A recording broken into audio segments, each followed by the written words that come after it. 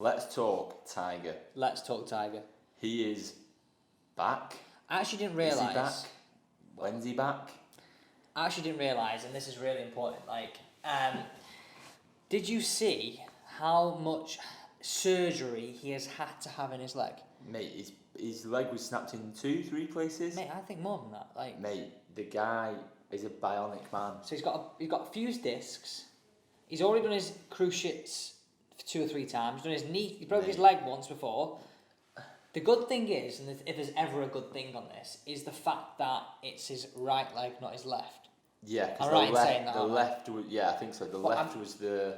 I'm guessing the left is one that he's already done. Yeah. But I'm guessing the fact that he's got his strapping. Have you seen that black strapping on his leg when he wears shorts? Looks cool. It's like a leg sleeve, isn't it? I wonder how long it's. I wouldn't say it's a strapping. I think it's like a sleeve. It's like a. How long until It's like an NBA player's shooting sleeve, isn't it? Imagine how long it takes people to rock up. It'll be happening now. People will be rocking up to the golf club with one. Makes you like Tiger, doesn't it? But firstly, we mentioned it already, but the guy's looking in some shape. He has been working out. He's preparing his body to play again. And he said he's going to come back, but he's struggling with the tournament sort of distance, isn't he? Like walking 4 rounds consecutively. He can go out and play, but that's the next step, I guess. It's like what I read was he's very comfortable playing 4 rounds of golf in a cart. Like he can his body can easily hold up to that, but it's the whole walking under tournament pressure, and it's not just 4 rounds if he makes the cut. It's 6 rounds, maybe 7 if you play practice rounds, and then you've got pro-ams and all this sort of thing. It'd be interesting because I don't know if he would be able to play and get an exemption to playing the pro-ams. Now it's very interesting this. So on this point, Aaron Rai got an exemption for playing practice rounds because of injured wrists. Okay to play tournaments, but there's one condition: he couldn't play a practice round. Right, so because they were saying use that as your practice round. That he will be able to come back in that situation, but just have to go straight into tournament day one. Potentially, but I don't know. I'm speculating. I can't see Tiger him. Woods, mate. This is the thing. I mean, no disrespect to Aaron Ryan, but Tiger Woods and Aaron Ryan are 2 very different people. Yeah, and also different points in the career, Correct, and he's also got probably a lot more pull, and a lot more. And this leads on to our next talking point. But before we do that, it's literally a year since his crash. It's also a year. It's also the 25th year of Tiger being a pro, I think, and it'd be his 25th Masters. Yeah, and I think one of his first events as an amateur was at Riviera, because there was a load of videos of him with a straw hat on, like a 16-year-old. Imagine he comes back wearing all the just stuff. Goes old school. But where's that red roll neck? With the straw hat. Yeah, mate. Stop it. But I think with everything that's going on in golf at the minute, I don't think there's anything better than him coming back, because it will take away from what we're going to talk about next. Can he actually come back though? Let's realistically think about this. Can he come back? Yeah, if anyone can, he can. In my opinion, what you count as a comeback is a comeback him literally just playing. Yeah. But then, let's think about it this way, right? This guy is a serial winner. Mm-hmm. Why would he come back if he couldn't win? Because he loves the game. Does he love the game or does he love winning? He loves everything. But there's certain people, there's certain athletes in the world of sport, that just set themselves apart from everyone else. Yeah. I.e. the likes of Tiger Woods, Roger Federer, Tom Brady, Ronaldo and Messi, LeBron James, Michael Jordan. These are all guys that, look at LeBron James, for example. He's now getting into his mid to late 30s, and he's still slam dunking the ball like he's a teen. But my point is, it was an injuries here though. I know he's had his fair share. Messi had his fair share. Tom Brady had his fair share. The only person that's probably not is Ronaldo. Well, exactly, and the point I'm trying to make is they're, with want of a better phrase, just built different. The guy has already come back from a broken leg once, so he knows he can do it. Yes, he's older, but look at the shape he's in. It's not like he's piled a load of bad weight on, is it? The guy's a monster, mate. The only thing is, and all I would think is this because I think he's at the stage in his career, right? Is this going to affect him in the next 5 to 10 years if he does play?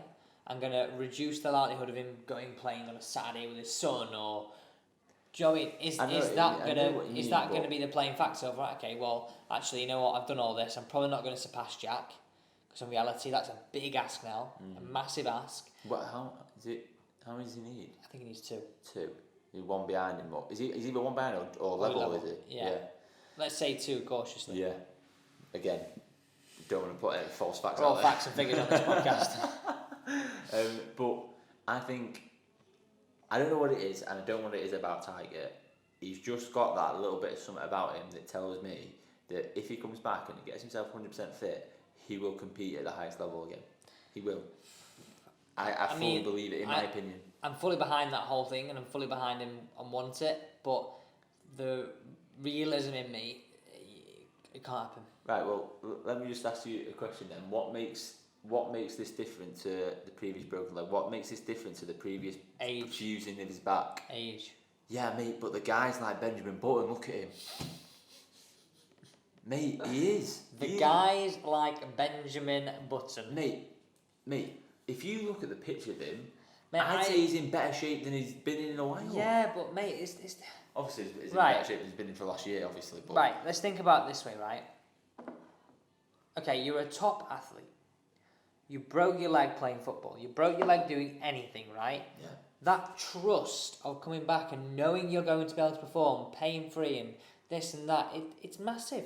Yeah, massive. You see how good these guys are. You are not going to win anything or be able to compete unless you are at 100%. Even Tiger now.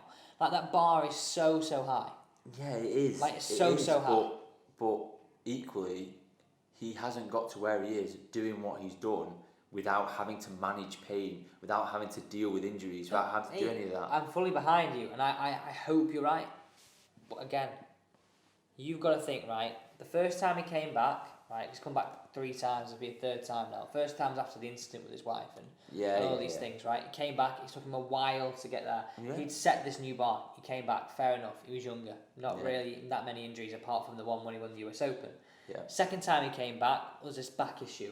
So, like, that was, I think, a shock to us all. I mean, there's so many commentators. I think every single commentator in the world wrote him off. Yeah. Like that, he was never going to come back. It's never going to happen. X, Y, Z.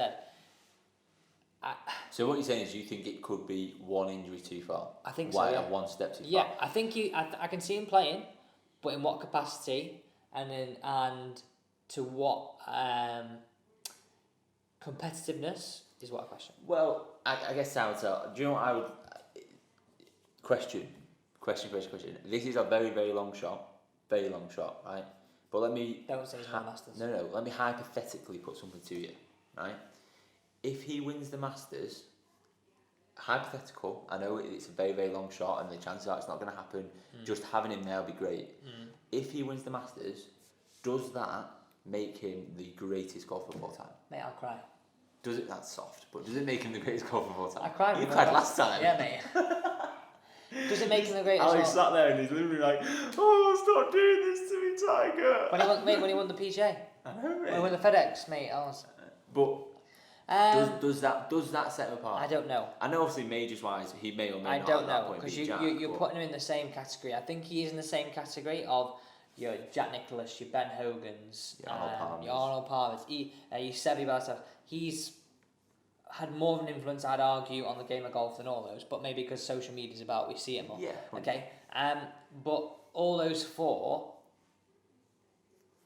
he's the same. Whether he's the greatest, I would argue, well, he has to be up there because he's won the most PGA Tour events. Yeah, that's what I was saying. I'd have to say yeah.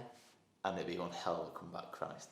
Yeah, anyway. I think he's faced more adversity than the rest of them. Yes. Or maybe I don't know, because we don't really know too much. I don't know too much about this, so. Let's seamlessly link now into talking about the Saudi League because Pat Perez, nice thing that wasn't it? Pat Perez came out and he said something that is, I think a lot of the tour will look at this in the sense of look to Tiger for taking the lead in this, because he came out and said the way Tiger's approaching it is phenomenal. What he says is pretty much gold.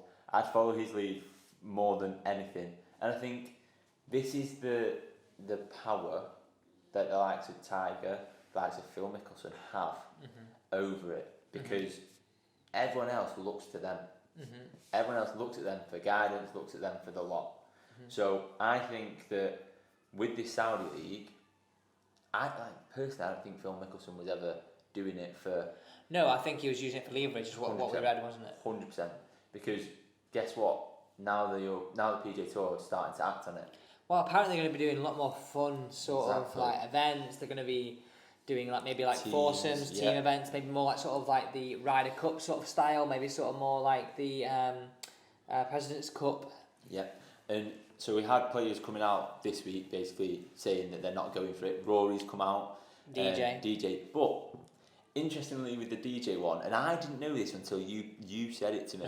Because I sent it you, didn't I, saying, have you seen this? And that was my response to you. The PGA Tour wrote it. Yeah. Which I was like, what? And then I looked into it, and it was a statement on behalf of Dustin Johnson from the PGA Tour. It sounded like if you read it, you'd think that the way it was worded was that DJ wrote it. We'll put it up on the screen here. But in actual reality, I was reading it he's not ready. He's not said this. Well, this is what it was. Over the past several months, there has been a great deal of speculation about an alternative tour, much of which seems to have included me and my future in professional golf. I feel it's now time to put such speculation to rest. I am fully committed to the PGA Tour. I am grateful for the opportunity to play on the best tour in the world and for all it has provided me and my family. While there will always be areas where our tour can improve and evolve, I'm thankful for our leadership and the many sponsors who make the PGA Tour Golf's Premier Tour. Right, and after you said to me, he's not written that, the PGA Tour written that, I read it again and thought, that's so obvious. Yes, I heard it straight away and I was like, he has not said that. He's not written that. Because the whole thing about, the almighty PGA Tour, the almighty PGA Tour. Mate, it's so bad, but why has he allowed that to happen though? Because who pays the bills? He's a big dollar person, but equally, it's a weird sort of relationship, this, right? Because of who he is, and there's probably 10, maybe 15 players in the world that put themselves into this category. They don't put themselves, but we all put them into it. The PGA Tour depend on them, but they depend on the PGA Tour as well, because without playing, they don't get sponsored. Yeah. Because when he signs a contract with TaylorMade, when he signs a contract with Adidas, he has to play X amount of PGA Tour events a year. Yeah. He has to play X amount of majors and do certain things. Yeah. Okay? Have X amount of airtime. Or that was sort of what contracts used to be. I'm sure it's probably the same now. So he couldn't turn his back on them. They couldn't turn their back on them because they needed for sponsors as well. Yeah. So it's a very, very strange one. He's going to say that because it keeps him cushy with the PGA Tour. He's also going to keep him cushy because he's going to play more events.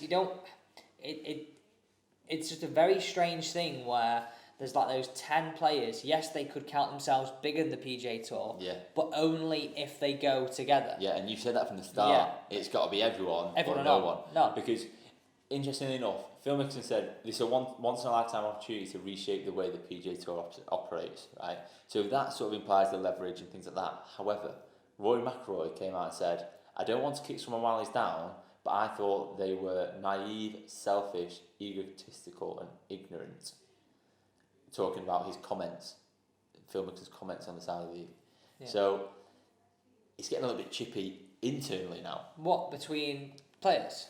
Well, no, so McIlroy was saying that about Phil Mickelson's comments.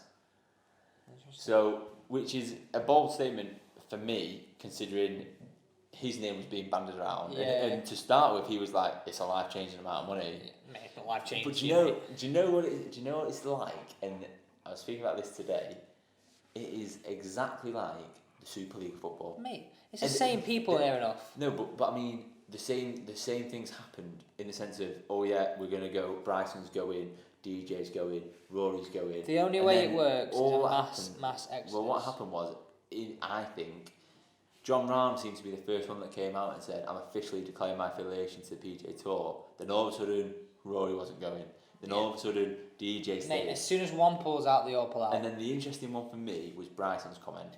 As long as the best players in the world are playing in the PGA Tour, so will I. Yeah. That's he's like saying, if they all went, well, I haven't got a choice now, I've got to stay. Yeah. But also, the ones that I think it affects more is your likes of your Westwoods, your Poulters, because they would have 100% wanted that and 100% wanted to go. Yeah. Because, like, they're coming to the end of their career. It's a big payday for them. Yeah, mate, you know, and this is how I think about it, right? If you are a young player, like these guys, millions, already in their career, it doesn't matter. They're going to get earned that much now and then. These other players who are coming towards the end of their career, yes, they got millions in the bank, but what I'm saying is, their priorities are slightly different. Yeah. They know they're not going to enter X, Y, Z and win and break records because they're just in their career. Yeah.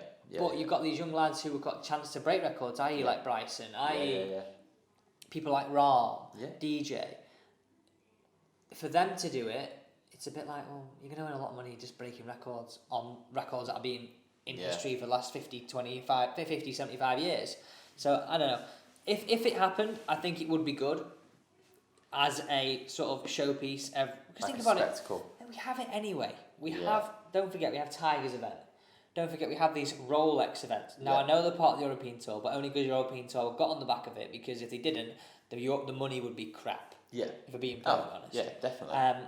So, we already have sort of things like this, and I would be open to seeing, okay, we had 2 events a year, which sort of fit into the schedule around nothing else, the quiet weeks, whatever it is, where you did have these showcase events where you had a bit like what you have for charity. Phil Mickelson teaming up with Tiger playing against JT and DJ. Like, these things are good to watch. Yeah, do it on the practice round day.